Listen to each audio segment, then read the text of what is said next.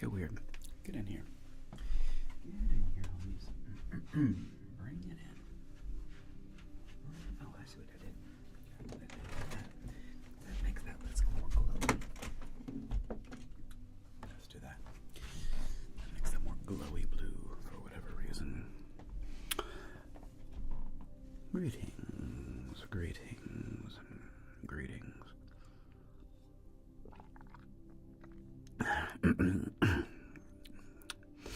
Man,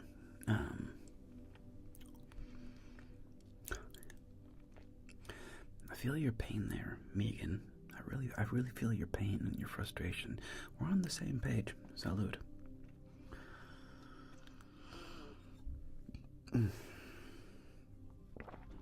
Hope you're all doing really well. Welcome, Jordan and Shogo, Jack Little, Jesse Higgins, Captain Scruggs, Runzinu, Discord, Kate Adam Rocks, big shout out, of course, HAC, fist bumps to the mods, Megan, Binky as always. Always a pleasure to have all of you with us. It's been a bit hectic, boy. I got it done though. I'm where I wanted to be. Just it was a bit of a mad scramble to get everything 100% ready in time. But anyway, enough about me. Although that is kind of why you're here.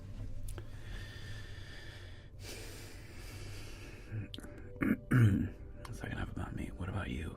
No, that's not why you're here. Holy sheesh. Biology homework, not that fun. Really? I find biology fascinating. What kind of biology are you studying? Holy sheesh. Fonz 2623. Teacher study, now I get to relax. Well, Fonz, glad to hear it. I'm glad that you are able to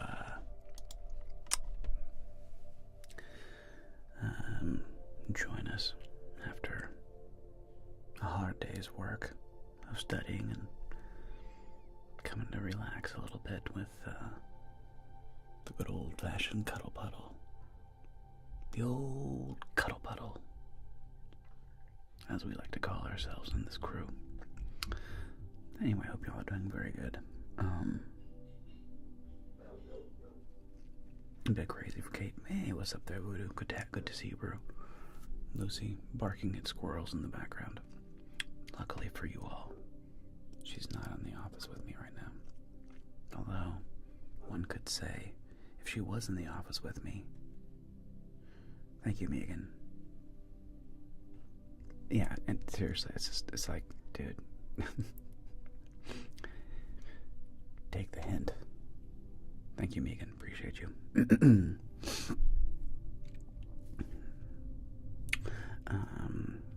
Hey there, Fang Schnuzzles. Welcome. By the way, welcome to the Cool Kids Club. Hope you're doing really, really well.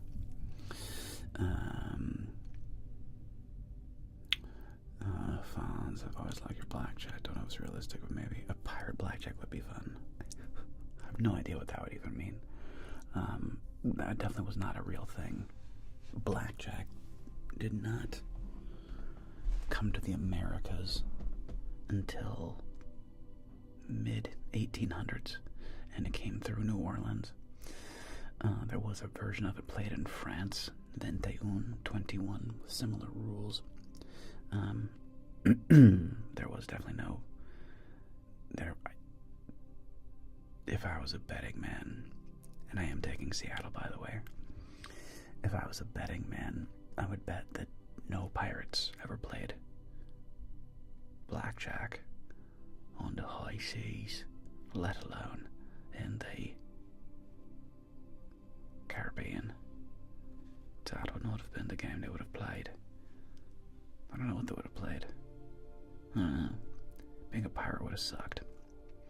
It's very easy to romanticize. Thank you, Fang Schnuzzles. It's very easy to romanticize about being a pirate. Watching Johnny Depp, the Pirates of the Caribbean. The actual reality of being a pirate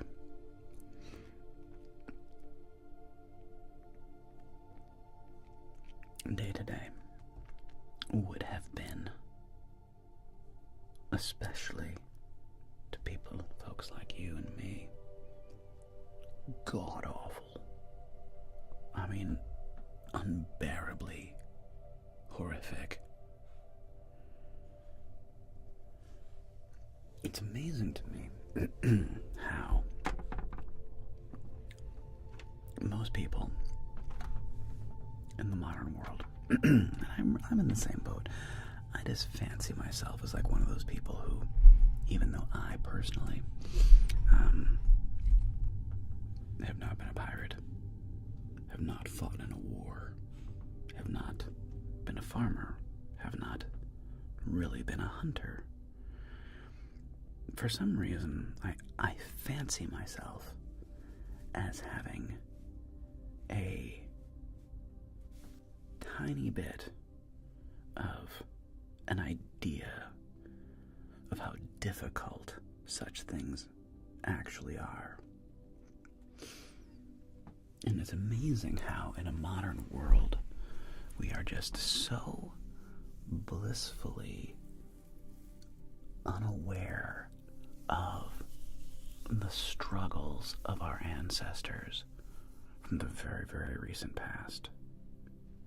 Like, it's hard for most of us to even fathom the level of suffering and misery. And also, I mean, I shouldn't say that everything was suffering and misery, but it sure was hard. Life was hard, man. Like, the things that you and I take for granted are very, very new. And I love them. But anyway, it's not realistic, but it'll be fun. It might be fun. I don't know. I know this one guy kept bugging me to do, like, caveman blackjack. I don't even know what that would be, though. Like, Zog and Zorg playing cards. I have no idea what that even looked like. But, and, no nonsense wrestling. Evening chat.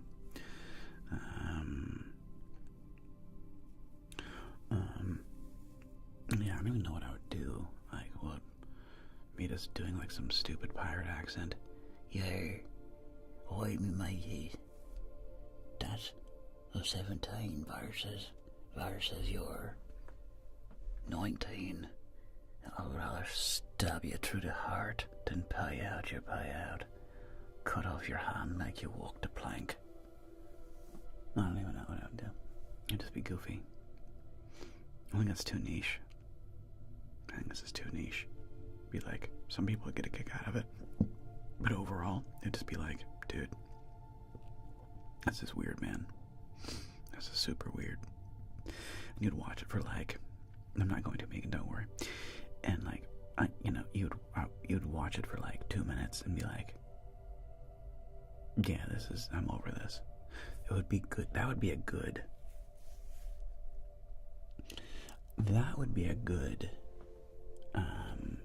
TikTok. It wouldn't be a good YouTube video. I don't think you'd actually want to watch that for 20 minutes. I don't know how I would possibly make that interesting for 20 to 30 minutes. It would be like one of those things where you'd watch it for a little bit and be like, yeah, I'm over it. It'd be one of those. Yeah. But anyway. What's funny about that, Fonz, is that even those,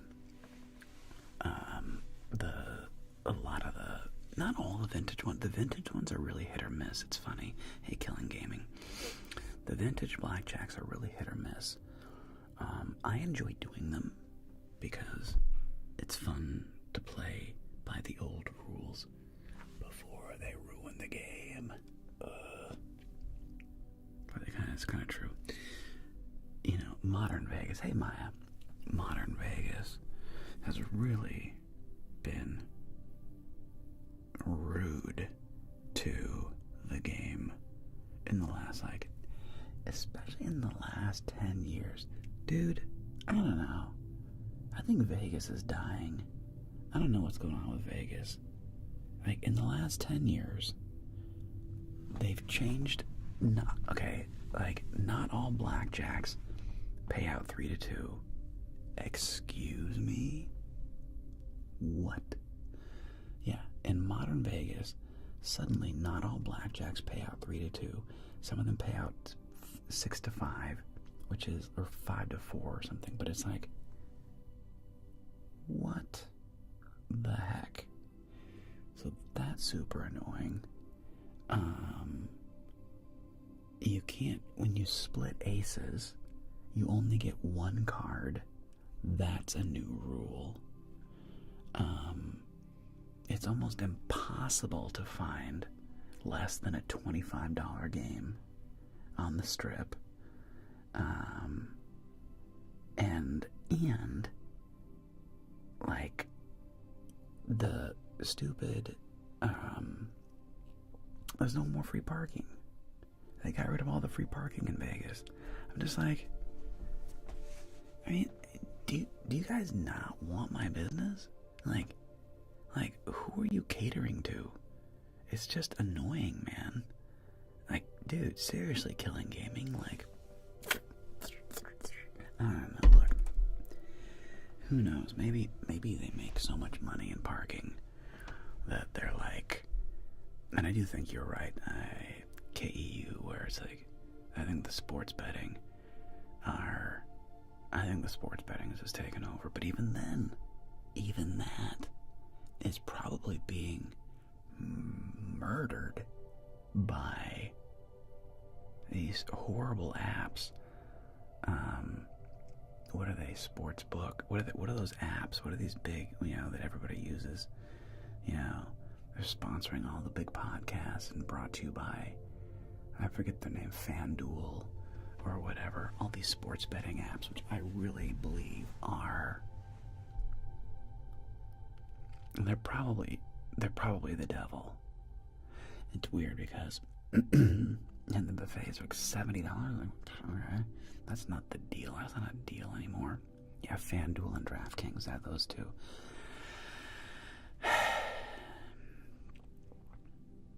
Look, I'm pretty libertarian in the sense that I really think that humans should have a lot of agency. You should have, Polymarket, Cal Sheet, whatever. I'm pretty laissez-faire about life. Yeah, I think for the most part, things should be legalized for the most part. However,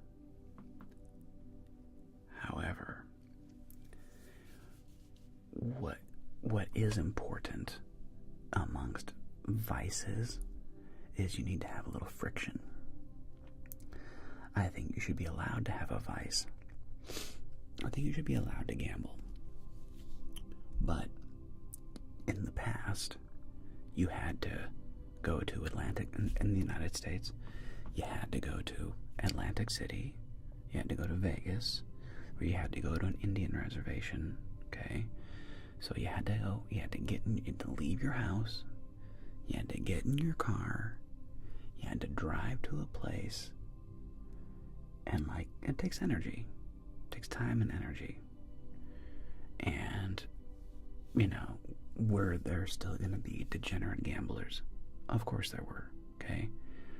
But now, you can just be sitting here on your phone, in your garage, in your living room, and just, place bets mid-game, and place all these like stupid parlay bets where the odds of winning are just like 1 in 20. I mean, the DraftKings and FanDuel, from what I understand, they fleece people on the parlay bets. Yes, if they hit, oh my God, I bet $10 and I won $500. Does that happen? Of course it happens. But it's really rare. And for every person that does happen to, you have 1,000 people that lost their bets. And I don't think it's good, man. Like I don't think exactly, Crispy. Like you had to go to a bookie. Like it's like you there was friction, you know. And I've heard anecdotal stories that people are like, you know, losing lots of money on gambling. And the thing about a gambling addiction, unlike alcohol or drugs, is you can see and smell and tell when somebody's drunk or on drugs. You can tell. And there's obvious like physical deterioration, right? If somebody's an alcoholic or a drug addict, there's like,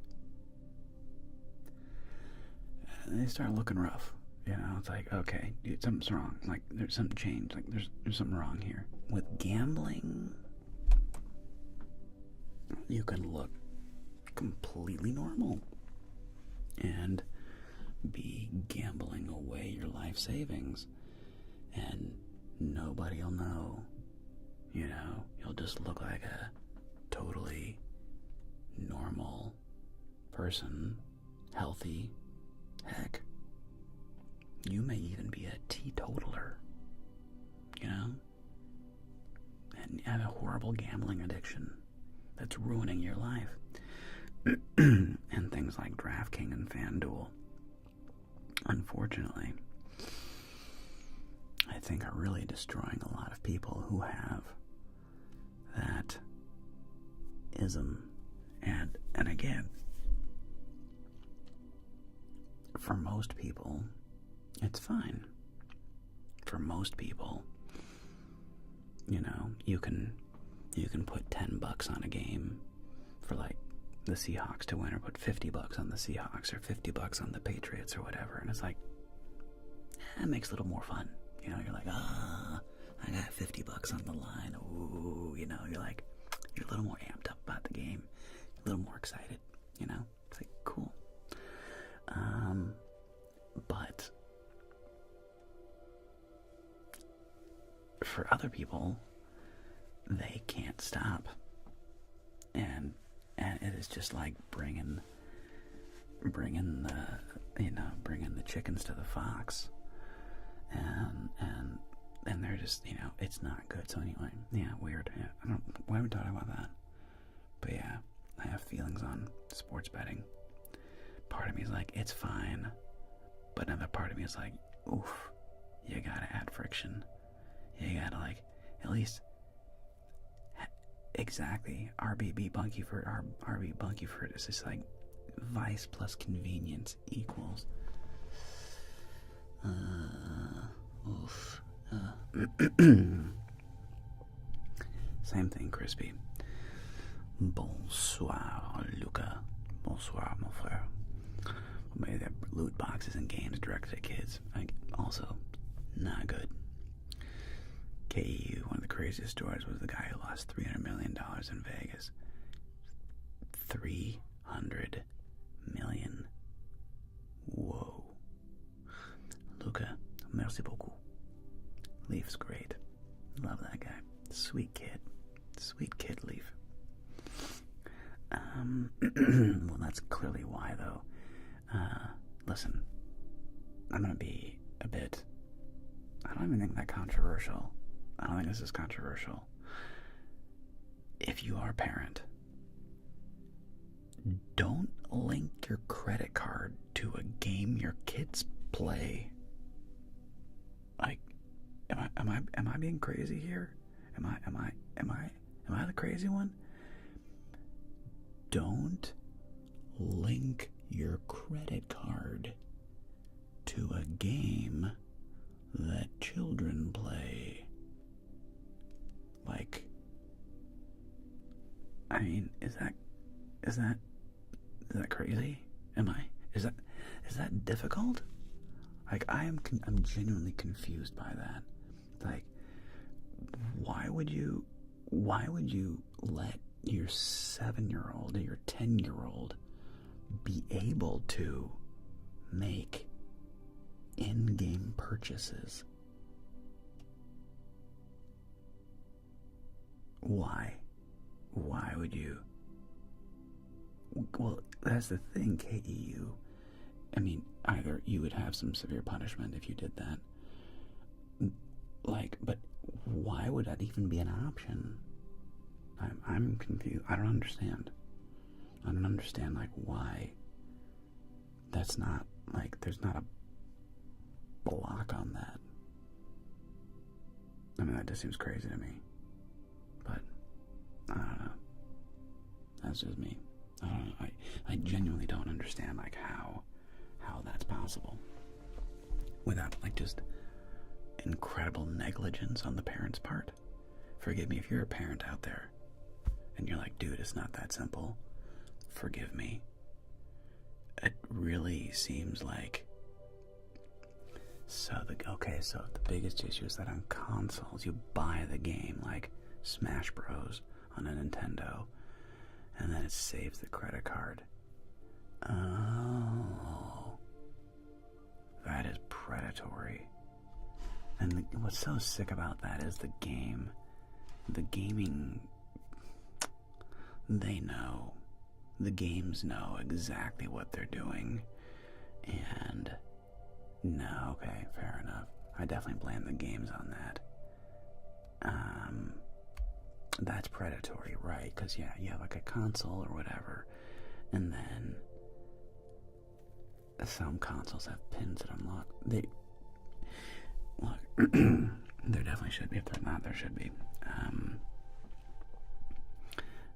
Roblox Lazarus, or maybe how many kids play it. Yeah. Well, that's one of those things. Again, let me go right back to what we were just talking about. Add friction. It's really easy. Don't save your credit card information. Make it. I know this is really painful. Hear me out. I know this is brutal, and this is like the worst thing ever. Let me finish. Hear me out. If you have to buy something, make it so you have to take your wallet out. I know. The horror, the suffering. Pull out your credit card and type it. I know, it's the worst thing ever.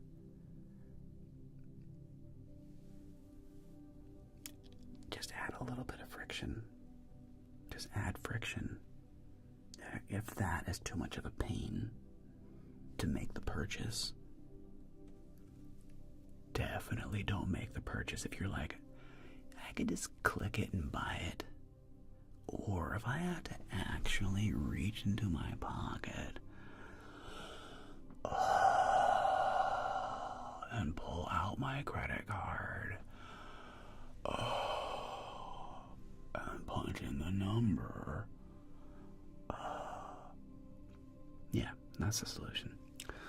Yes, Megan, what is your question, darling? You can always ask me a question. What's your question, Bumpkin?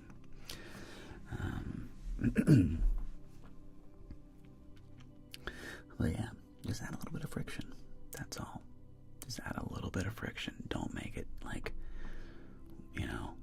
everything's one click. At least it's fine if you're the adult and you're paying for things, and I get the convenience of, like, you are an adult and you're buying things with your own money. Fine. set things up with one click, that's fine. But if you have things like with kids or like gaming stuff, yeah, have a little bit of friction in there. Have I ever heard of the book Under Your Scars? I've not, darling, I've not heard of that book, unfortunately. Doesn't say so I have to go the extra, it makes it easier just if I really want to buy the thing, which is nice. Listen, Fisher the Fish, I think that's probably a good thing. I mean, listen, all of us, raise your hand if you've clicked save my credit card info. Raise your hand. Don't pretend. Raise your hand. We've all done it, okay? We've all done it. But I assume that you are using your own money. I assume. And if you're not, get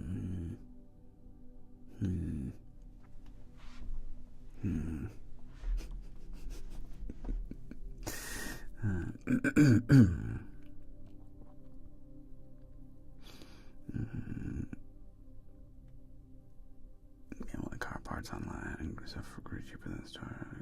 Groceries. What do you mean with groceries? I don't understand.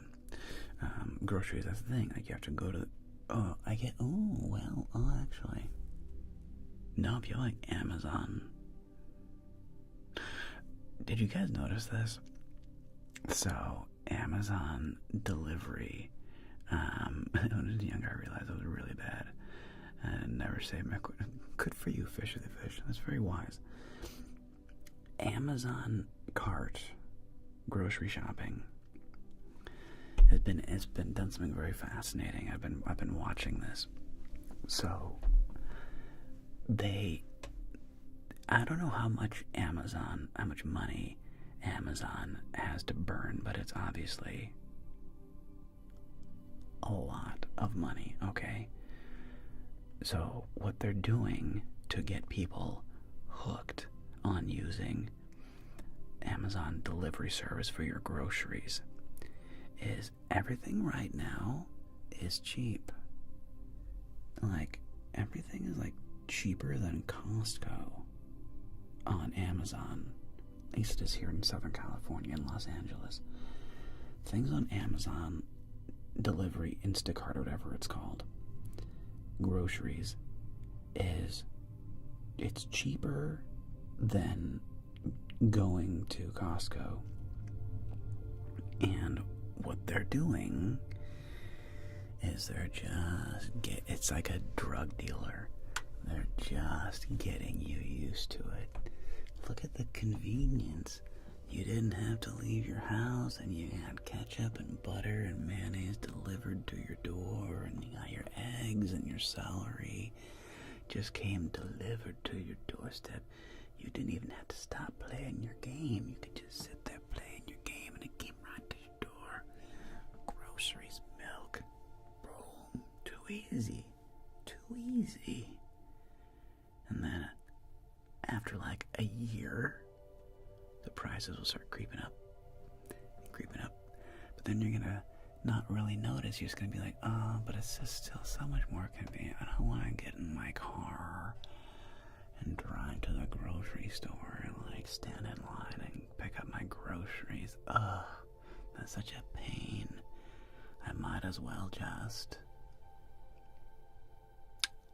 have it sent to my door. And listen, Lambo guy, I have Amazon Echoes throughout my house. I don't use it for that, but again, it's like,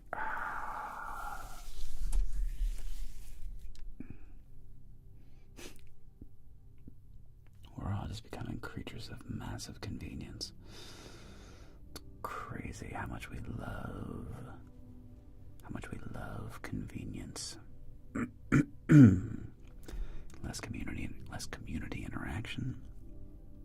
I wonder if there is going to be a backlash. I don't know. Maybe not.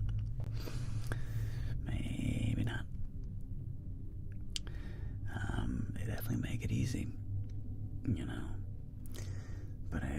saying, it's not just, the problem is not necessarily even the spending of money. It's the going out. It's the getting off your butt and going out, like, it certainly is Fang Snuzzle's time. Is definitely money. And people love to say that, and it's true. It's definitely true.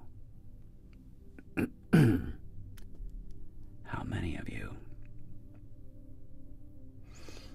And this question's gonna hurt. This question's gonna hurt, and I'm not even sorry.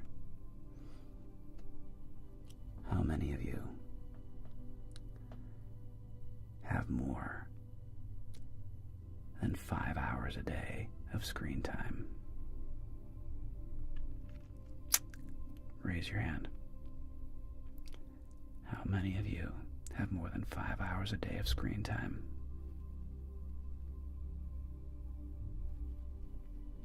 Yep. No, I'm talking about Instagram, TikTok, Twitter, Facebook. I'm talking about that kind of screen time. Candy Crush. That kind of screen time. YouTube can be screen time. How many of you have more than 9 hours, 8 or 9 hours? 8 or 9 hours. I'm at about 4. I've been averaging 4 for the last, 4 to 4.5 for the last couple of years. 9, but I know a lot of people who 8 or 9 hours is 10. 8 to 10 hours is not uncommon.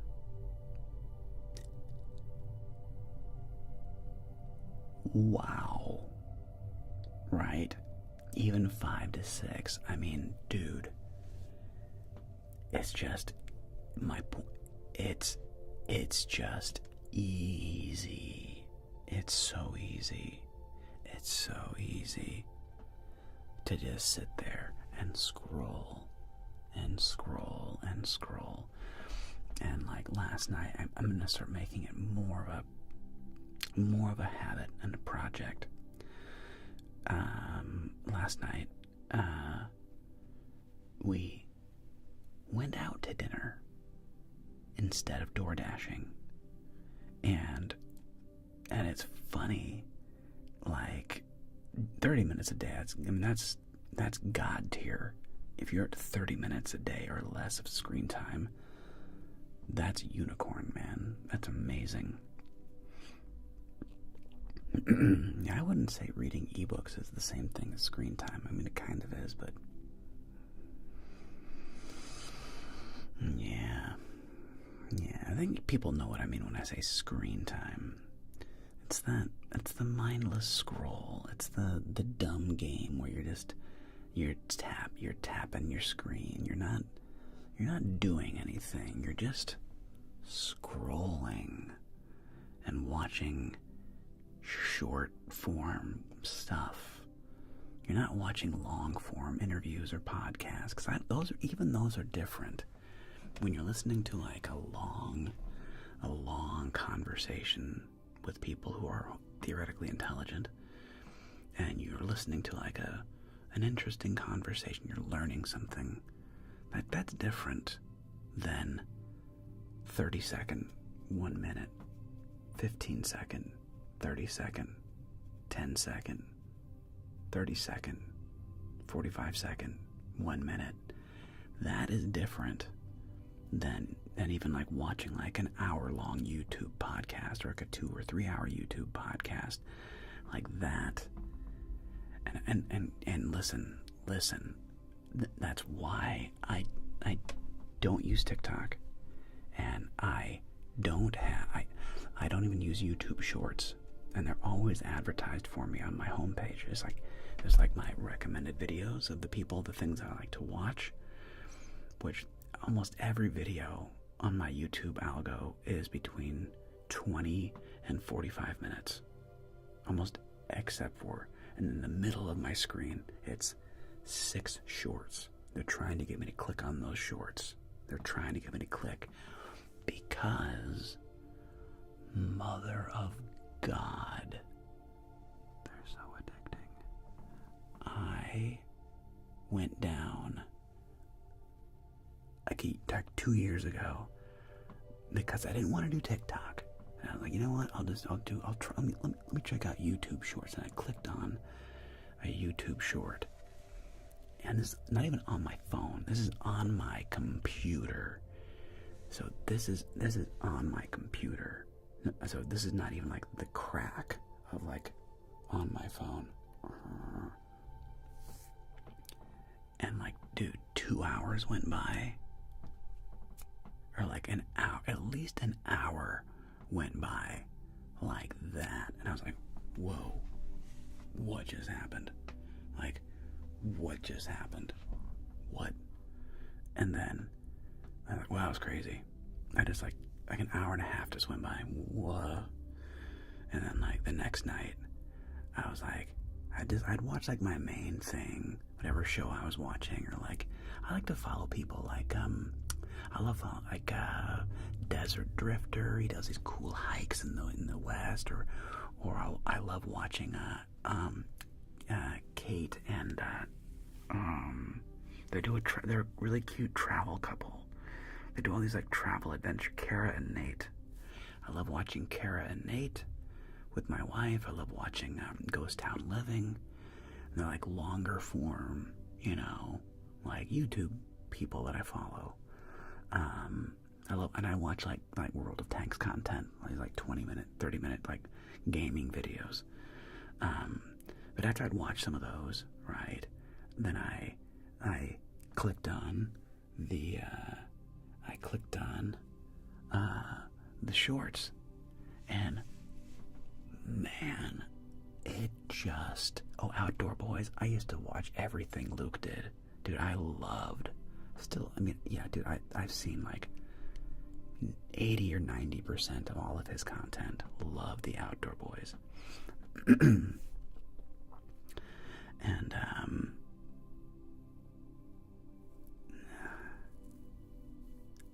that's awesome.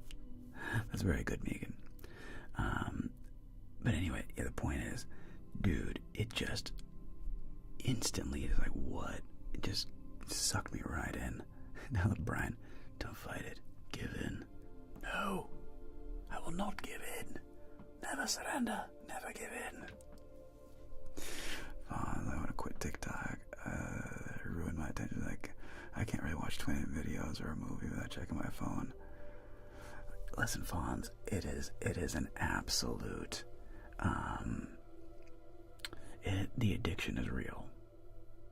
The addiction is real, and it rewires your brain very quickly. It doesn't take long before your brain literally gets rewired, and you're like, dude, like, it's weird. And this is where self-discipline just has to come in for everybody, you know? And it's whether it's social media or alcohol or sweets, chocolate, cakes, whatever, gambling, whatever the addiction is, weed, whatever the addiction is, man, we just have to fight it. And I'm not saying it's easy. Believe me, I am not saying it's easy. Because everything is so convenient. It's just right there. You can just keep scrolling. And again, from what I understand about TikTok and YouTube Shorts, the algorithm, I was watching, what's that documentary by Harris? What's his name? Tristan Harris? Like, I forget. What's up, FJN? F and J. I forget the name of the documentary by Tristan Harris. But, the algorithm is set up in the same way as a Vegas slot machine, where it like gives you that random dopamine hit like every 5th or 8th one, so that, and for some reason that it's even more addictive in our brains, the way our dopamine responders work. That's even more addictive for some reason, because it's like, no, yes, ooh, he, no, yes, ah, no,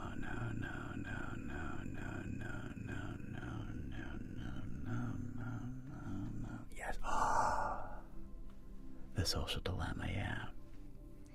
So, yeah, it's designed to promote inflammatory things. Exactly, and suppose, yeah, because that's what you react to. So, yeah, dude, it's wild, man. So, we have to fight it. My friends, we have to fight it. But it's hard, it's not easy. Because there's so little friction. Porn, there's like zero friction anymore. None, you know. Crophilics. I've never been an actual card dealer. I'm a completely self-taught internet person. Vault Mastery, dude, that's awesome. I'm very glad that, like, just watching it be done and realizing that most of the time you lose your money. You know, I loved my last beginner blackjack video. I make like a tutorial blackjack video every 6 months to a year, just so I have like a fresh tutorial on how to play the game. And those often do very well. People people really enjoy a how-to video. And I love the fact, and I never stack my decks. I never, the shoe is the shoe, and I'm just playing basic strategy. Or trying to, every now and then I screw up, but I'm playing 99%, 98% basic strategy. And I loved how the player just got annihilated. And it was like, you know, they're showing 19, dealer has an up card of a 5. And I'm like, I got a 5. Flip over, runner, 20. Oops. Player has 18. Dealer up card of a 4. 4, flip it. 10, 20. Win. Take their money. Ooh, player has 20. Has king 10. Player has 20. Dealer showing a 3. Runner, 21. And it was just like, it happens, man. It happens. I've seen it happen in Vegas. It's happened to me in Vegas. That's why I don't gamble. I don't gamble because it just, I can't take it.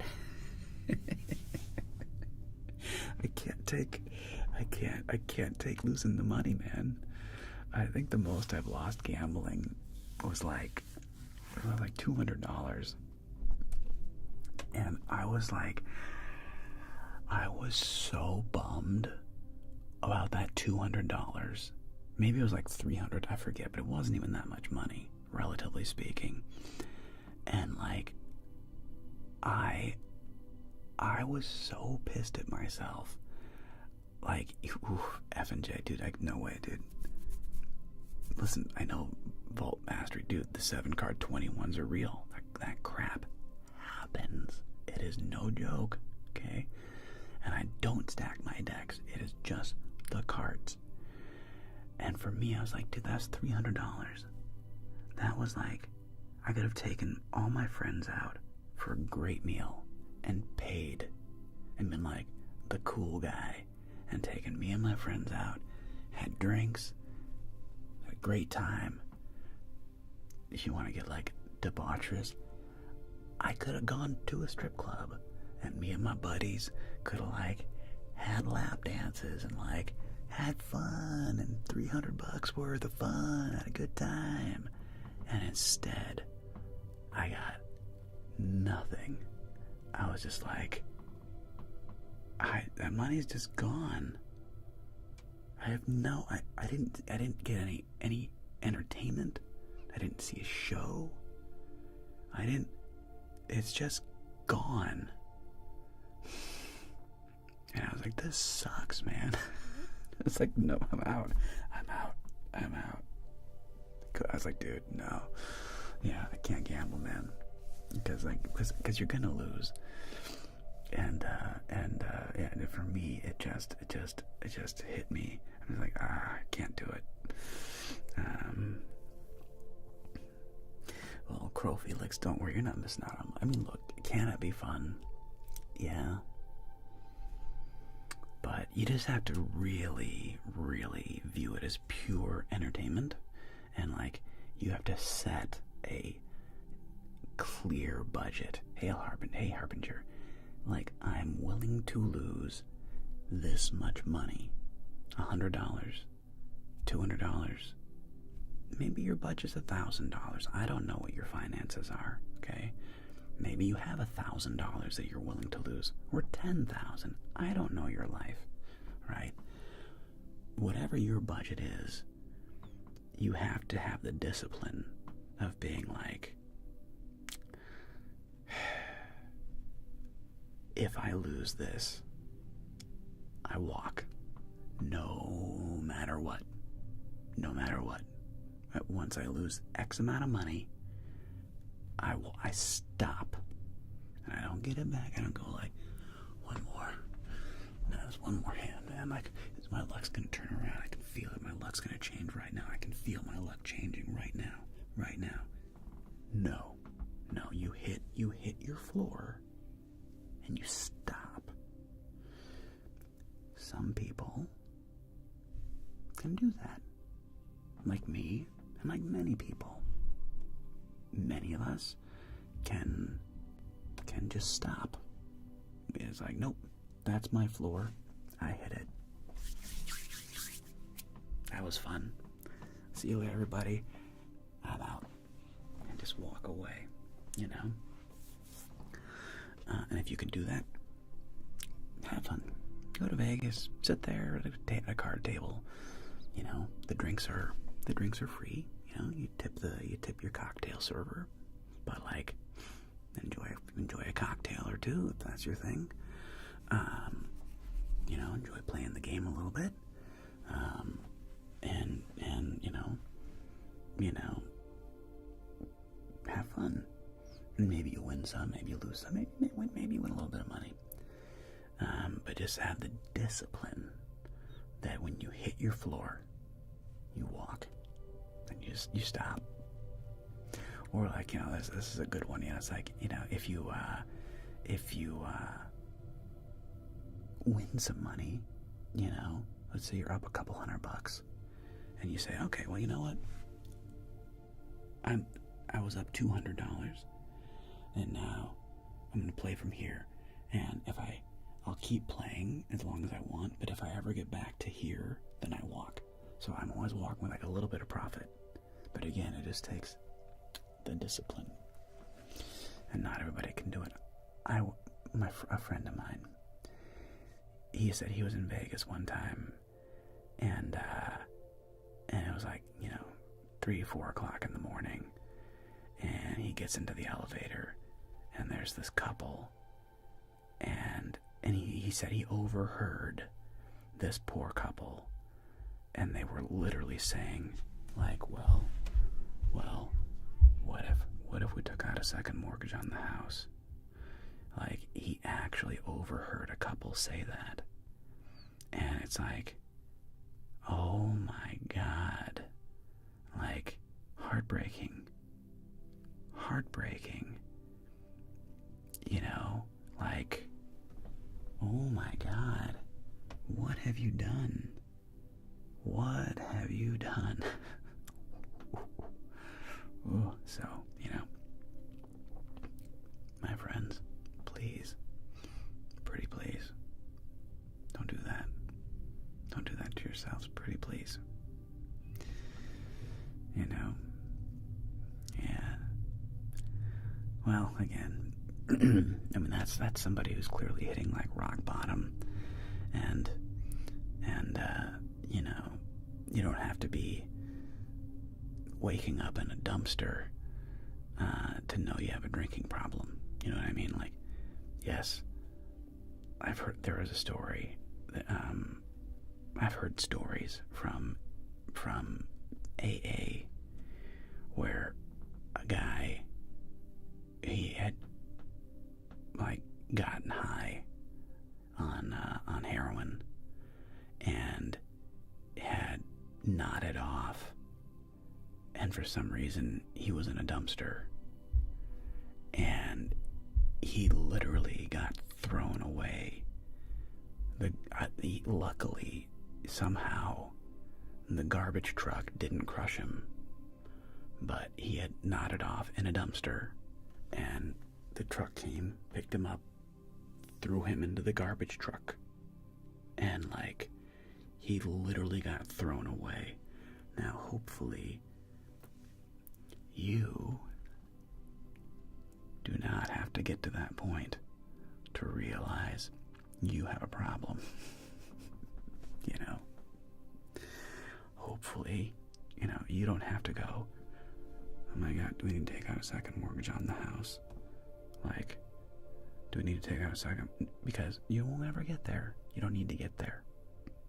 Quit while you're ahead. You don't need to do that to yourself. It's unnecessary. So, yeah, team, you know.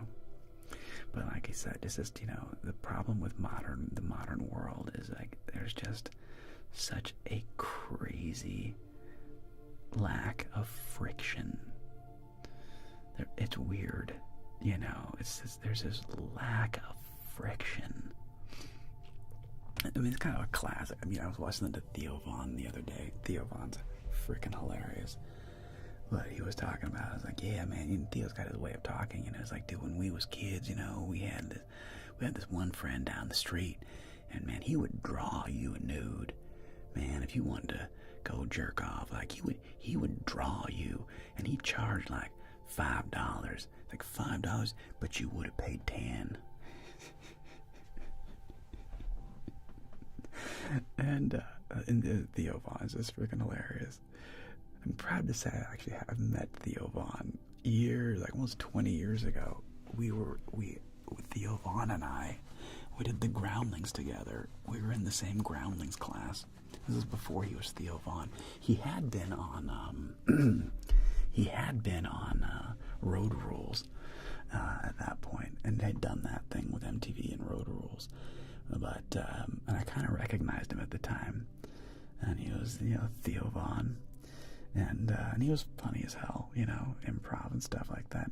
Theo's great. Anyway, but yeah, like you know, when I was a kid, you know, like, dude, like, you know, we found like magazines in the woods, and it was like, oh, dude, and it was like just, you know, pages would fall in a creek somewhere, you know, and it was like, oh my God, whoa, you know, boobies, you know, and it's just like the lack of friction nowadays, whether it's porn, gambling,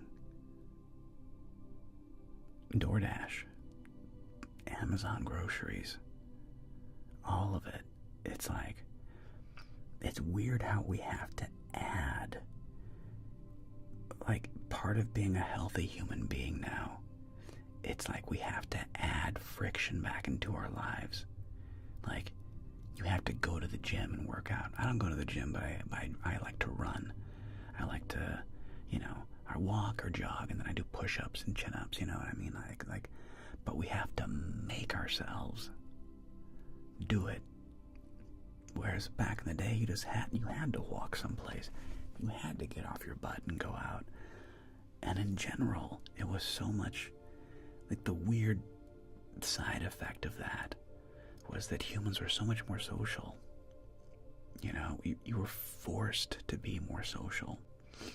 And there's like pros and cons, and, you know, look, if you're an introvert, that sucks. You know, if you're an introvert, it's like, but I run 3 5Ks a week.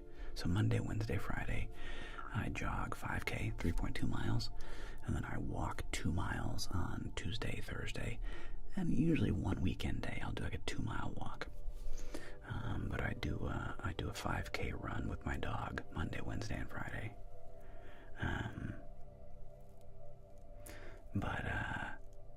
But here's the thing. Even me, as like, I am very much an extrovert, okay? COVID messed me up, man. I've talked about this before in previous, whatever this is, podcast. Low, soft-spoken ASMR session, whatever this is. It's kind of like a podcast.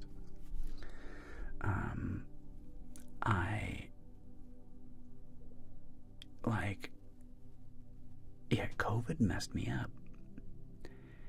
And I got so used to being at home. It was difficult to like get back out again.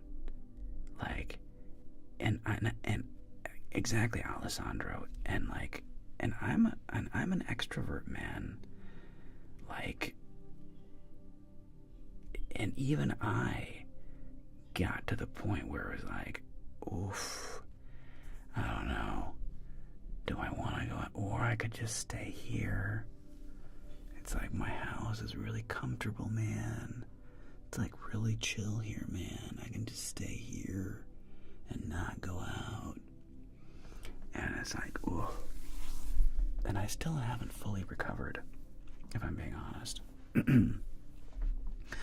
I used to, hey Amaya, I used to really be out and about more often. Like, luckily, Megan and I, you know, like, typically would, like, go out, like, once a week to a restaurant. Once a week. We'll go out to a restaurant that we like.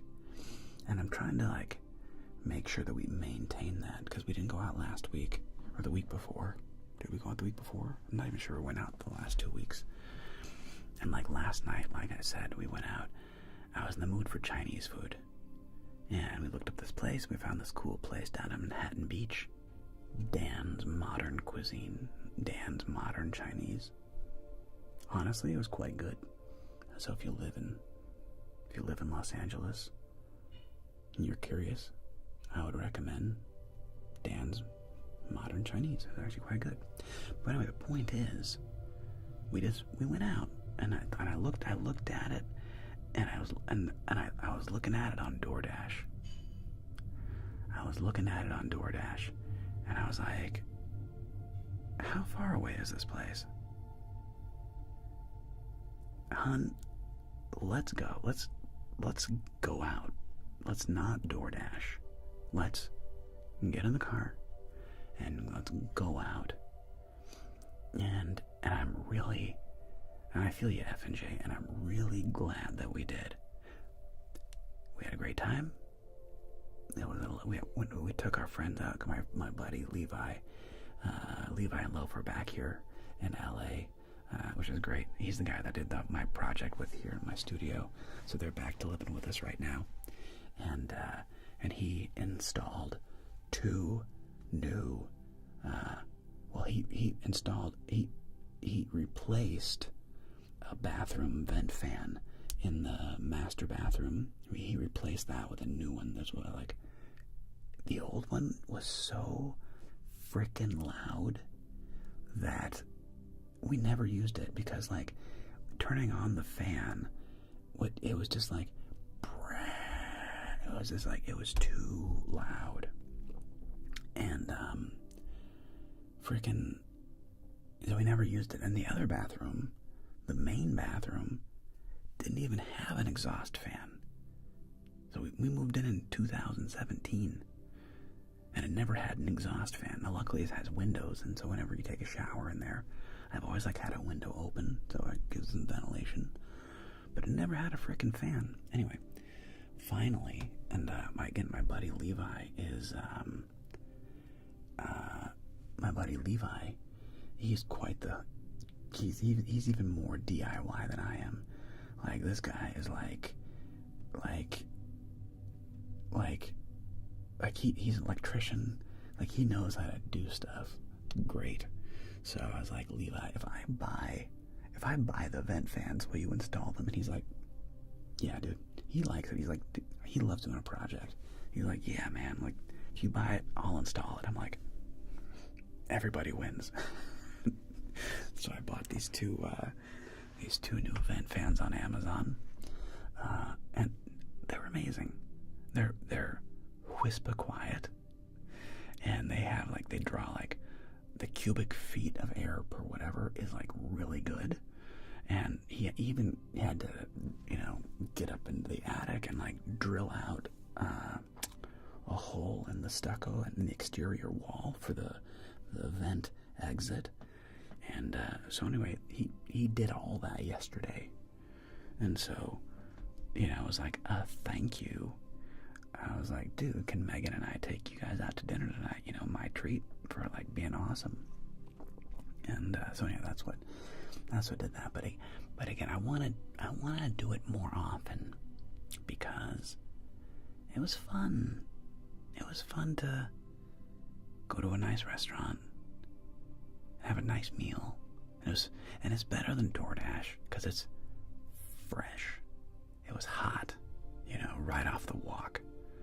And like, the dumplings were really good, and the mapo tofu was really tasty, and the noodles were great, but it was fresh and it was hot, and the long beans were so good. And I was like, yeah, it would have been okay if we had DoorDashed it, but it was better to go out and do it. So yeah, I'm just trying to make more of an effort to do that kind of stuff because, like F and J, having people in the house, exactly, like, humans are just social beings, man. Even my wife, who was a hardcore introvert, and I'm a hardcore extrovert, she admits that, like, it's called Dan Modern Chinese in Manhattan Beach. I think there's one in Playa Vista too. Dan, D-A-N, Modern Chinese. It was good. It was good. The mapo tofu was really good, and the short rib Dan Main noodles were very tasty.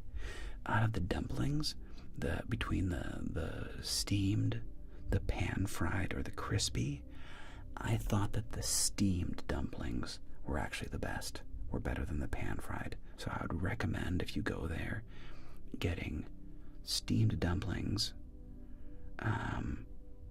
The Dan Mai noodles were great. Vegetable were great. Short rib were great. The mapo tofu was really good. Spicy, a lot of garlic. Yeah, their mapo tofu, it really tasted to me like the flavors I had when I was in China. It was spicy, and it was like a tofu Chinese porridge thingy beeby, and it was like this spicy tofu porridge. But there's something in the flavor. It was hard. I don't know what it is, but it's very Chinese, and we had that flavor a lot when we were in like the Hunan region in China, and I love that flavor, whatever that is, that umami, whatever that is, was really tasty. I really enjoyed it. Yeah, so, yeah, and it's a very pretty, it's down there in like the Manhattan Beach, like village. So it's kind of like a grove where it's like a fancy shopping, like an indoor-outdoor mall kind of a place, It does kind of feel like bougie corporate, but it's also pretty, It's like, I don't know, it's pretty, and there's pretty fountains, and like it's all lit up with like fairy lights on the trees, and it's like, it's kind of like modern corporate-y, but I don't know, it was also nice. I don't know. Like, it's not every day I want to do that. But, you know what I'm talking about. It's like the Grove. It's kind of weird, but it's also nice. And it's like, I don't know. It's hard to put my finger on. But it's like, it's kind of fancy. I don't know. It's nice. Eternal lives are nice. Well, hey, man. I'm glad you got a cool hobby, bro. Hey there, Sean. Good to see you, bud. Pickle pull tabs. That's hilarious. Yeah. Well, to each their own, my friend. To each their own. But yeah. So just making an effort to get out more, and it's hard. It's hard because it is so easy to stay at home. It's so easy, man. It's too easy just to stay at home.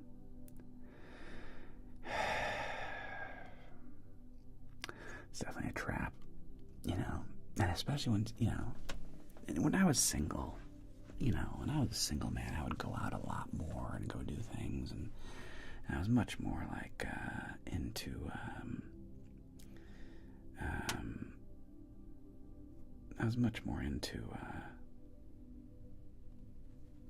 going dancing and salsa dancing, and just getting out, and like I'd go hiking by myself a lot.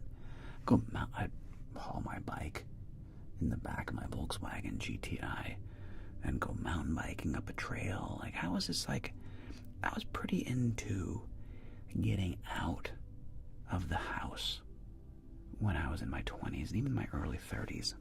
And when I was single. One of the downsides of getting married to your best friend, first of all, it's awesome. It's awesome being married to your best friend, but it's also really demotivating to get out and be social, because it's like so much of your motivation to go out and be social is to get laid. At least it was for me. And so, you always want to go out and meet people. I don't know, maybe meet somebody. Maybe make out with somebody. I don't know, it's not impossible. Sometimes you get to make out with somebody, that's exciting. Sometimes you even get laid. Ooh, and that's really exciting. Like, that's the brass ring right there, And it's highly motivating to get off your booty. And, it's not going to happen at your apartment with your buddies sitting around. You're only going to get that if you can go out and make an effort, And so it's a great motivator. But I'm married. I love my wife. It's like we could go out or we order delicious DoorDash and watch the new episode of Fallout. So we could just do that instead. Yeah. And man, I gotta tell you, especially since COVID, option B has become way more common. Way more common with option B, where you're like, we could go out, or we could just stay at home, sit on the couch, hang out, watch TV, watch Netflix, watch the new episode of Severance, Silo, Shrinking, whatever, And that's the thing, Alessandro, that's the problem. It is a great time. It is a great time to with my wife at home and chill. And I almost never regret when I get out of the house. Especially when I go do things with friends. You know? I've regretted... Jesus. That was aggressive. I've regretted, have I? Let me think. Let me back that up a little bit. When was the last time I regretted going out?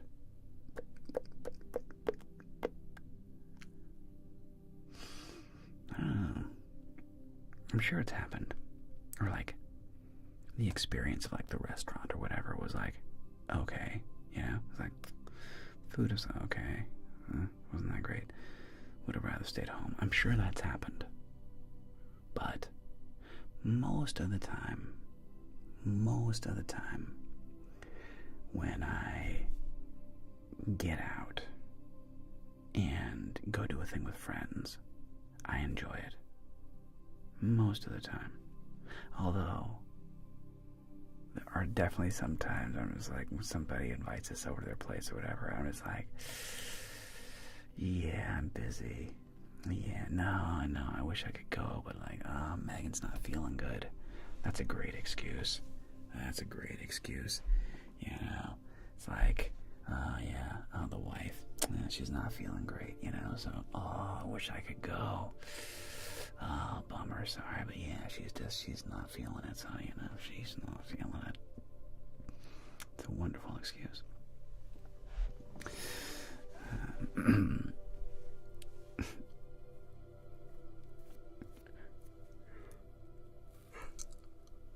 And pineapple poppers. Pineapple popper is a funny name. The BF. Not that I'm not going out much, but it's so much effort. I know, Alessandro. It's easy to bail, man.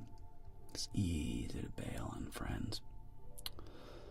But that's why we need to make efforts. We need to make an effort. Get off our keisters. Especially with the right friends. Oh, I need to see. Hang on a second. I need to text my dog. Are we doing dog training today? Hang on a second. Let me see.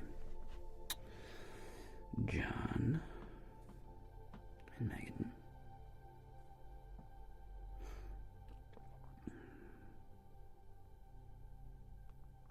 What's the word?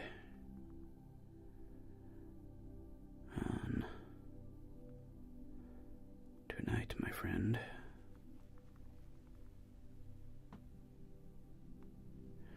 I could definitely go either way, but tonight I'm feeling pretty good. I got things done. I have things to do tomorrow, but I could do dog training tonight. So I'm just texting my trainer here. What's the word on tonight, my friend? It's a nice day in LA. The weather's warm. Wouldn't be a bad night to do some Lucy training. It's been several weeks, been like a month since we've had like the training session with Lucy, so it wouldn't be a bad idea to, but I feel for him it's a drive. It's like a 40-minute drive for him to get here. So it's like, he has to make the schlep down, and so he'll go out with the Irish goodbye. I've definitely Irish goodbyed. Yeah, 100%. It's like, okay, skip today, no problem. No problem, sir.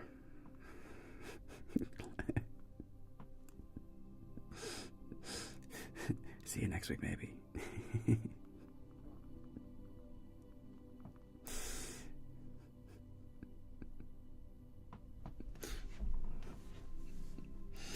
Yeah, because we keep skipping. It's just funny. It's like, we're always like, oh yeah, let's do dog training.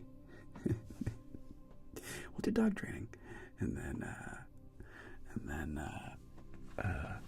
it's like, either like, and it's true of me, it's always like a 40-minute drive. That's just the pain, though. Because, he'll come down, bless his heart. He'll come down to our neighborhood, and it's like a 40-minute drive, and he's amazing. Like, John is like, he very much is kind of like a Caesar Milan, and it's been so fascinating. We'll pivot here talking about dogs. It has been such a fascinating experience going from watching the dog whisperer, Cesar Millan. I used to watch him all the time. This is back like 15 years ago, way before I ever had a dog, back when I was single, before I met Megan. Like, this is like, you know, like 15, 20 years ago. I loved watching, Good Morning from China. Nice. Xiao Zhe. Welcome. What is it tomorrow? So it's 3:12, like 6 a.m. in China right now. Yeah, it's like 6 a.m. in China. Xiao Zhe. Good morning. But I used to, Xiao Zhe, Zhao Zhe, I'm not sure how to say her name. Zhao something. Where in China are you? I just went to China last year. Went to Guangzhou and Hunan and what was it? Guangzhou, Hunan region, it's up north. Into the Sichuan region, went to Chengdu, and then back and out of Guangzhou, and then Hong Kong.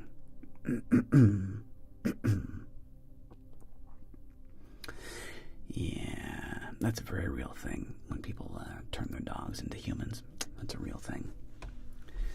But Chengshun, Jilenis. I don't think I went to Chengshun, but anyway, welcome from China. Welcome, welcome, welcome. Good afternoon. It is a beautiful 3:23 in San Diego, California, and it is about 79 degrees and sunny and beautiful. What's up, Montreal, Luca? But I used to watch The Dog Whisperer all the time, and love Cesar Millan, you know, and just like really into it. In fact, one of my buddies, as a joke for Christmas, like 20 years ago, he got me, what's up, Rhode Island? He got me a shirt that says pack leader on it, you know, like an OG merch. OG, you know, YouTube merch, pack leader t-shirt. I still have it. Anyway, so then my wife and I get, hello from the couch, get a dog. We get Lucy, the loose goose. And Lucy is a pit mix, you know. I thought she was like a pit lab, but she probably is more like a pit. I don't think she's a pit lab. I think she's a pit Formosan.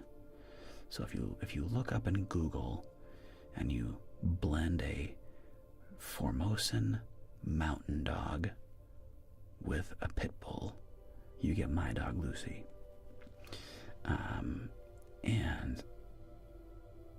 And I thought that I like knew dogs. Like, I thought I was like, you know, like I'd watched a lot of Dog Whisperer.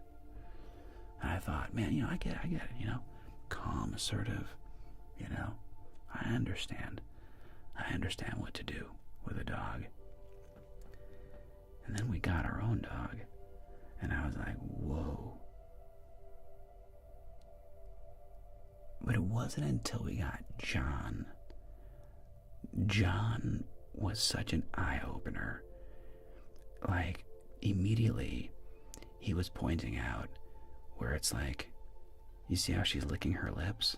That's anxiety. And I was like, excuse me? He was like, yeah, see how she's licking her lips right there? That's anxiety. I was like, okay. You see how she's lifting her paw like that? You see how when she's standing and she lifts up one paw like that? That's anxiety. And I was like, what? Yeah. And you see how like, and like, you know, when she stops panting, it's not good. I was like, when she's just sitting there chilling and panting and it's like, tongue out, just relaxing. I mean, she's chill. When she stops panting and goes quiet and is looking at another dog, that's not good. That means she's about to strike. And I was just like, what? the amount I didn't know was humbling. It was so humbling to learn how little I knew about dogs and my own dog. How little I knew about my own dog and really what she needed as a dog owner to, like, be happy and things like that. That's terrible, Sean. No, because usually when I don't watch dog movies like that. Yeah, thank you, Megan. Because it's just too sad. I don't do dog movies because I'll get, like, really, really depressed. I did watch, though. It's very heroic. It was a movie with Kate Mara, and she's in like Iraq and Afghanistan, and she is teamed up with the one dog, and he's like a mind sniffing dog, and the key is he lived. That's the thing, and I still get like misty. I still got like choked up watching it, but the key is that he lived. Like, if the dog dies,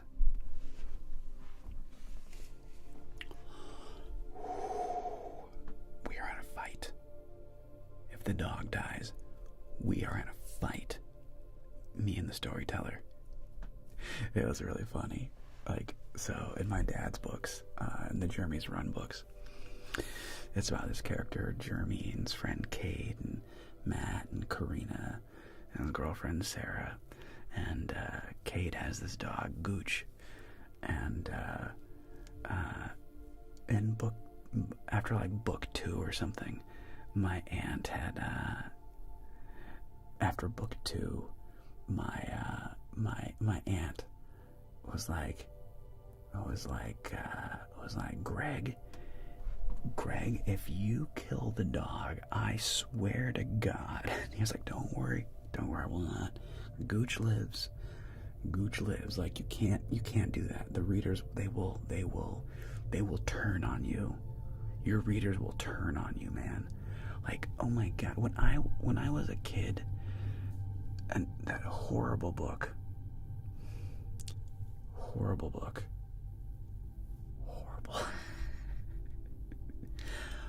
I'll get misty just thinking about it. Where the red fern grows. They make children read that book. Dude, I was weeping.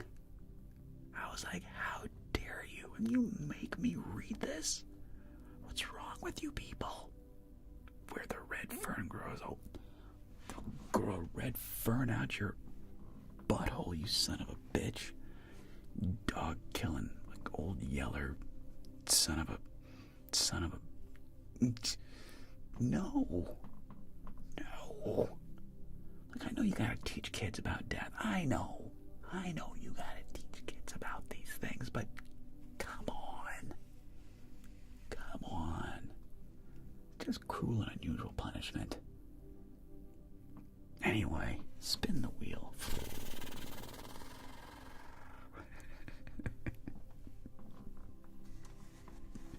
Thank you, Megan.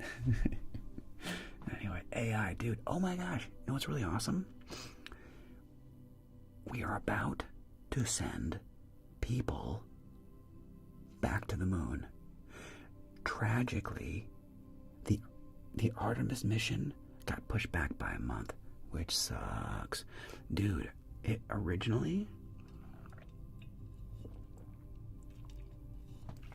NASA was set to launch. And they weren't going to land on the moon, but they were going to loop the moon. They were going to do a little loop-de-loop, the Artemis mission. And it was going to prepare people to get ready for the next. Like, we haven't landed on the frickin' moon since like 1969 or 19. No, that's when we first did. We have not landed on the moon since 1972. And that's if we landed on the moon. Which I know sounds insane. I'm pretty sure it's been confirmed. I'm pretty sure we landed on the moon. I'm pretty sure. But if you'll do look into that crazy topic, there's some weird stuff about the moon landing. And I know it's like, dude, it's been totally debunked. We 100% landed on the moon. Bro, we landed on the moon. You're an idiot. We've landed on the moon, okay? Listen. There's some weird stuff about it. I don't know, man. When you look into it, like, it is a weird rabbit hole to go down. And like,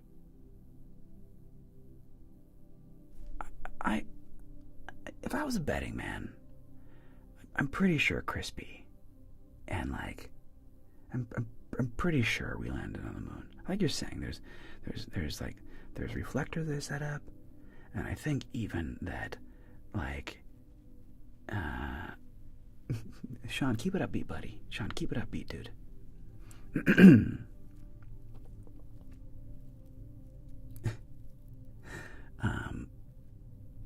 Like, I think somebody said that we have, but I can't. Real question, okay? Honest question. Do I think I put this into ChatGPT? Do we have confirmed photographs from other countries like India or Russia, or who else has like space? China? Can China fly rockets into space? Not many of us can do it. There's only a couple countries that can like legitimately fly things into space. It's really, really, really hard. Turns out, like, it's really hard to fly crap into space. There's only a few countries that do it for a reason. It's incredibly difficult, and it's incredibly expensive, and and you can only do it by launching near the equator, and you have to launch with the rotation of the Earth. Like, orbital mechanics is insane. If the Earth had like 5% more gravity, like just a little bit more gravity,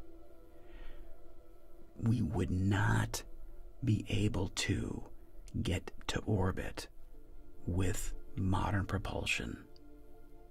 Like, it's that close. Like, with modern technology, aka rockets, which is basically just a massive controlled explosion, right? That's all a rocket is. That giant tank, that huge tank of the rocket, all that is fuel. I mean, it's like 90% frickin' fuel, and it's a very special kind of extremely explosive, volatile fuel, and you're igniting that, and that explosion is going out a very, very small hole at the bottom of that rocket, and that explosion out the bottom of that rocket, as badass as a rocket is, it has to be launched near the equator, going with the orbit of planet Earth, and with that, they barely escape orbital trajectory. Rockets barely get into space, and then they get into orbit, and then you can like boost them and they go into farther orbit, and then eventually you can like slingshot them around to the moon. But it's wild how difficult it is to send things to the moon. Like, it's crazy. And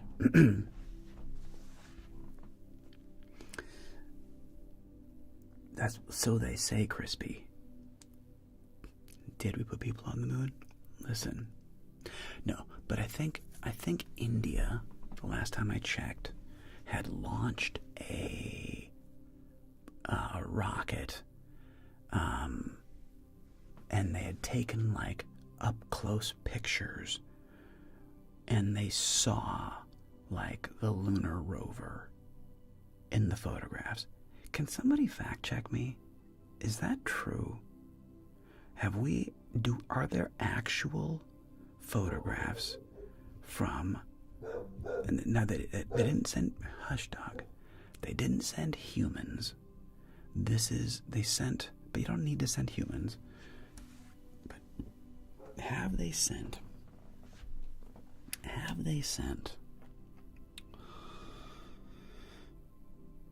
a high-res camera to the moon that has clear and beautiful photographs of the things we've left behind? Because we've left a lot of things on the moon. Theoretically, there should be like a rover, multiple flags.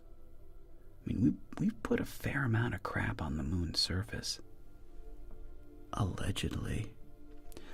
And wouldn't there be? Are there, from like China, India, or Russia, are there legitimate, real question, I'm not even being hyperbolic or weird here, are there actual clear photos of the stuff left behind from the Apollo mission?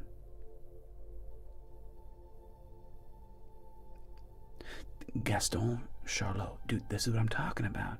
So we can look these up. Like, we have these photographs. They exist. I want to believe. I really want to believe. Anyway, there's just weird stuff around the Apollo missions. There's a lot of weird stuff. Super sketchy stuff. Like the video of Neil Armstrong and Buzz and Tom Collins when they get back and they're having like their interview, like they just got back from the moon, and that table of people, it sounds like it looks like a hostage video. Like everybody's like super like quiet and like weird, and it's like, dude, you just got back from the moon, man. Like, you're not like excited? And they're just, it's a weird interview to watch. And then there's this one, Neil Armstrong made this weird appearance like in the 90s where he like spoke to these PhD, these graduates, these kids. Maybe they're high school kids or like PhD, or like, you know, like star high school kids or like college graduate kids, I forget. And he made this really cryptic statement about like the truth, and knowing the truth is what will like free you from cages. It was freaking weird. And it was just like what? I'm just saying there's weird stuff around it. So I hope that there is like really obviously like, dude, here are clear photographs of the US flags on the moon taken from other missions. Here's the one from Russia, here's the one from India, here's the one from China, here's from the probe, and here's the proof. So maybe I'm being a total moron, but I don't know, there's some weird stuff around the Apollo things. It's weird. But anyway, so the Artemis mission, that has been this huge project recently, right? We're going to finally, America, good night, Fonz. Thanks for hanging out with us, bro. America was finally going to send NASA real human astronauts to orbit the moon. They're going to make a loop. And they were going to leave in 3 days. Originally, the date was going to be February 8th. And unfortunately, they had like something wrong with like they did like a wet launch, and they found like an issue with their systems or something, so they pushed it back by a month. Grumble, grumble, grumble, grumble. That's a super bummer. So yeah, they pushed back the launch by a month into March, but hopefully in March we will finally send some Americans back to the moon for the first time in over 50 years. Which is insane. Like, that's insane. Like, dude, it was barely 50 years. Was it even 50 years? When was the Wright brothers' first flight? 1907? 1905? 1903? Like at Kitty Hawk? Like, it was barely 50 years since the dawn of aviation to putting humans, allegedly, on the moon in 1969. And again in 1970 and 1971 and 72. And we haven't been to the moon. We haven't been to the moon in over 50 years. Like, nice, Crispy. Okay. So they have a photo. I have a photo of the Apollo 11 lander. Okay. I thought there was actual photographs, like not from America. Like, I'm not to be that guy, but let's just say we Americans have been lied to by upper ups a lot. So if I don't know, Zane. I don't know why you got timed out, bro. Maybe it might have been an accident. Sorry about that, mate. Anyway, good to have you back, Zane. I think it was probably an accident. But I don't know. I was mistrustful of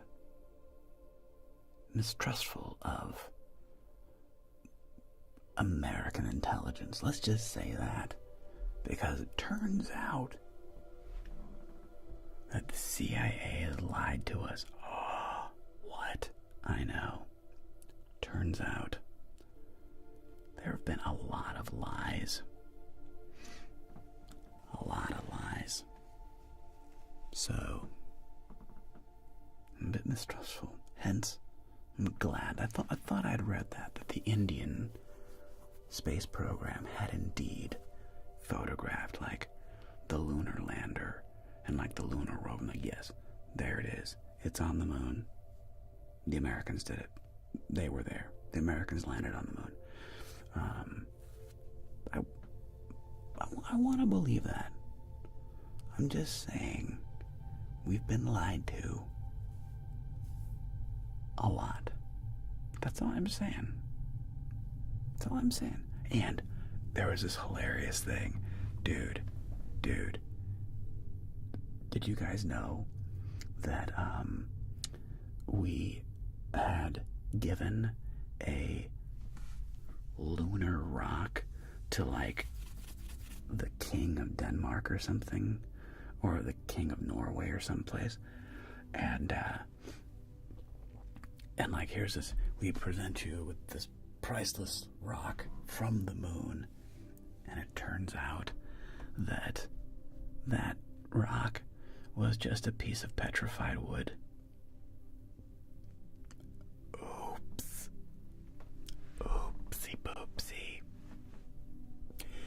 my point is, all my point is,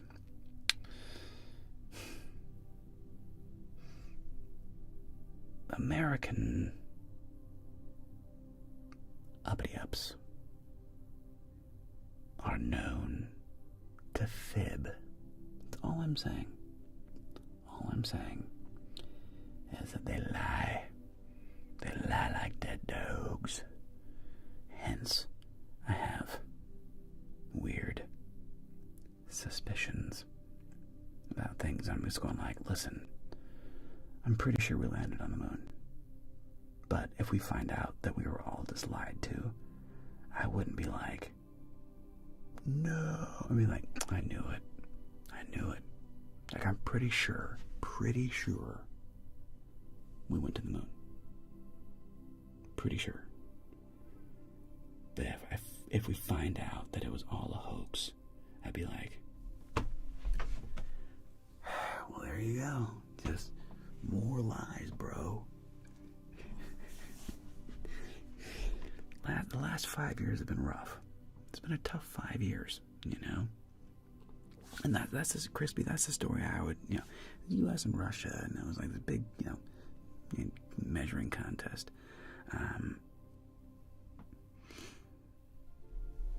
TL, what does that mean? Can I give YouTube? Summental. Not sure what you mean there, Megan. Some love, some time, some TL.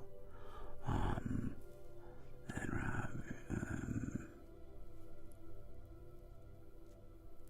Thomas, I don't know who John Finkeldoodle is. And Foxtrot. I've done audiobooks. I've done like 20 audiobooks. College textbook and teacher. That's true. The moon in the United States. Okay, well that's good. Zhao Li. So okay, it's good. Okay, yeah. Well, they've been a bit quiet there for a moment. Oh, there they are. I see what you're saying. After the phone's Ajax, was like, love the Arthur Morgan vid. I've ever played the game. I've never actually played Red Dead Redemption. Never played.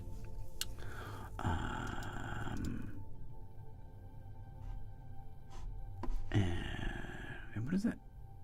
I don't know what that means.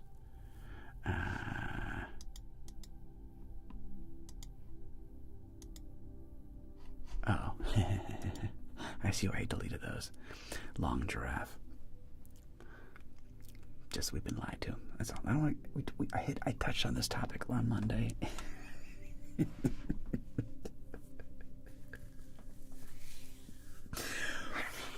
It's not an appropriate topic for a. I don't know, man. What's appropriate? What's not appropriate? I don't know. Are things off limits? I don't know. Long giraffe. Is that an off limit topic to talk about on a?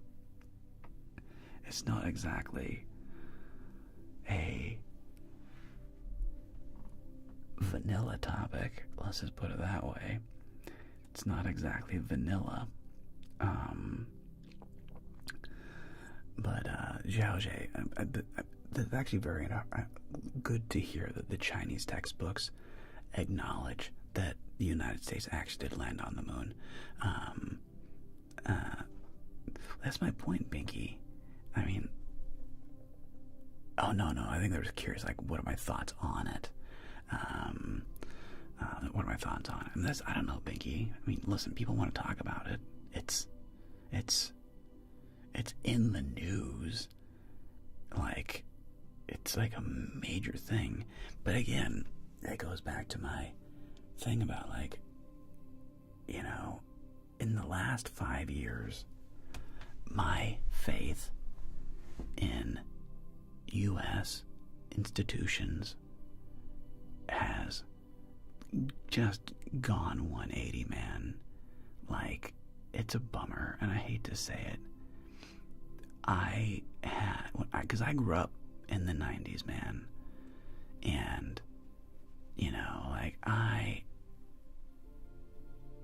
know, Binky, that's what I do. Listen, if you can't take the heat, don't, get out of the kitchen. If what I talk about is too spicy, go Go watch somebody more vanilla. Go watch something more vanilla. I don't think Long Giraffe actually was tongued out. I think they just got I thought my mom thought whoever they are, was accusing me of were you in the Epstein files? And it's like, no, bro. No, what are my thoughts on the Epstein files? My thoughts are this. I'm going there. I'm doing this. Let's get weird. I'm gonna say my piece. I don't care. You can't handle the tough cookies. It turns out that Epstein was a Mossad asset working with the deep state of Israel, probably in connection and in conjunction with the American CIA. And they ran a disgusting, illegal honeypot operation featuring underage people doing horrible things. And there is gobs of both written email and somewhere there are hundreds of, probably thousands of hours, at least hundreds of hours of video footage. It is somewhere, somebody has it, of all these incredibly powerful people from everywhere in the upper ups of America, Israel, England, and they have an insane amount of career-ending, prison sentence-worthy dirt on many of the most powerful people in the world. I think that is beyond a shadow of a doubt to be true. When you have things like, it turns out that Ghislaine Maxwell's father was a famous Mossad agent. Turns out, that's weird. You mean Jeffrey Epstein's wife's dad was a famous Israeli spy? What?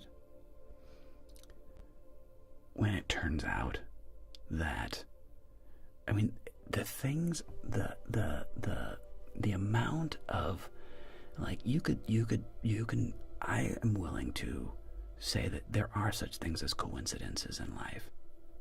There are so many insane coincidences that it's just like, no, fool me once, shame on me. Fool me twice, shame on you, man.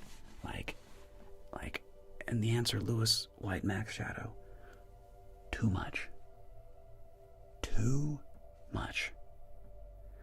And it goes, and it's just like, it's too deep. I mean, it's people from, Dr. Peter Attia to, to frickin' Noam Chomsky, to Bill Gates, to,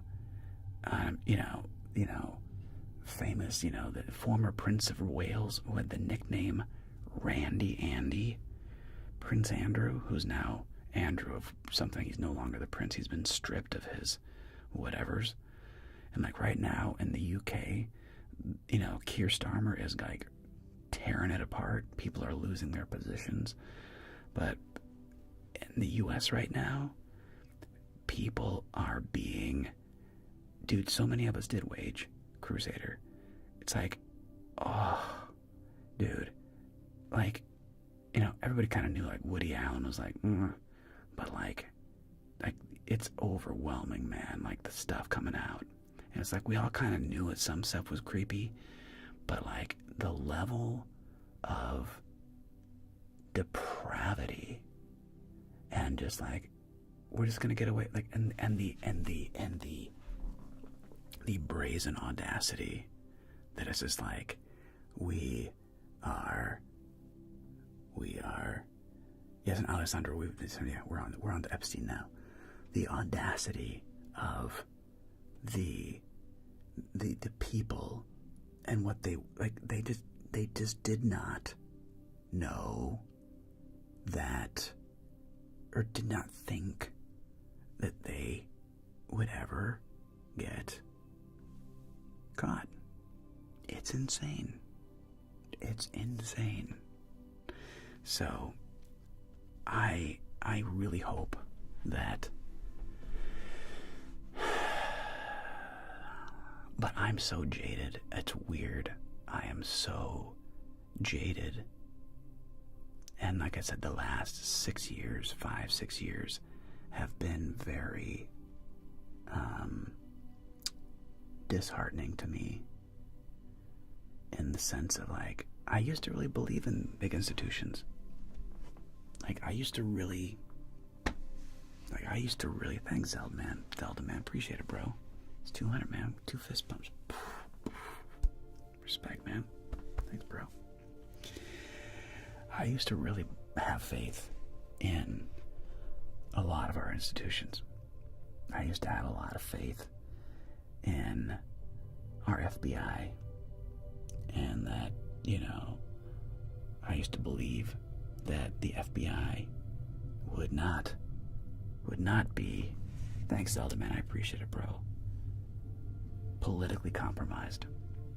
I used to believe that, I was a fan of, like, the FBI, the CIA, John Grisham, frickin' John Grisham, frickin' what else, like,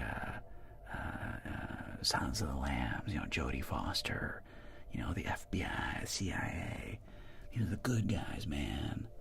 They're the good guys. We're the good guys. USA, we're the good guys. Now, I'm like, are we the baddies? Like, are we the baddies? Like, I don't know. Like it's. Brad Pitts, listen. This is the new Jay.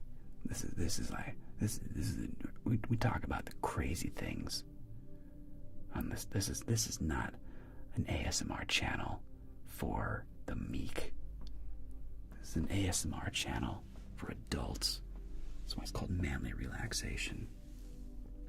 An ASMR channel for adults.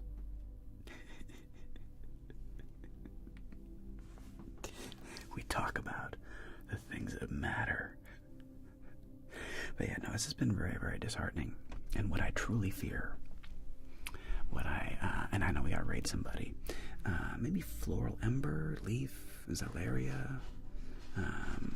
What I wonder, or what I worry, is that people won't get arrested.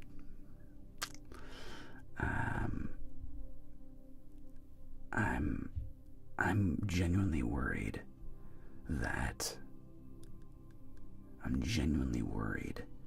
that people in America won't get arrested, and that they'll somehow just, they may lose their job title, but they'll just go off into the sunset with hundreds of millions of dollars, and like, oh no, well, you're no longer the blah blah blah, but like, you're gonna be rich for the rest of your life, and like, just go off into the sunset. And that's what bugs me, is that may happen, and that what will happen is tragically very, very little. That's what I'm afraid of. Now, and I just wish that I I wish that I wasn't, I wish that I wasn't so jaded and so pessimistic. But, I don't know. I don't know. People might get away with this stuff. Which is also why, though, I don't spend too much time worrying about it, because otherwise it would just be too depressing. And what I'm gonna go do now is grab my guitar. I'm gonna go sit in my lawn and play a little guitar, sip on a kombucha, hang out with some friends, and enjoy a beautiful, warm, beautiful Southern California evening, afternoon, because all these things are totally out of my control. And so, yeah, I don't know. I don't know what's going to happen. I'm rooting for Thomas Massey and Rokana and the crew. But, we'll see. Anyway, I'm going to end the stream over on YouTube, and we're going to raid over here on Twitch. So thank you, everybody. Megan, you've been the best. I appreciate it. Just in time. YouTube is freezing anyway. So, Megan, you've been a great mod. Thank you for everything you're doing over on YouTube. Come back and join us on Twitch, YouTube. I'll catch you later. Sweet dreams.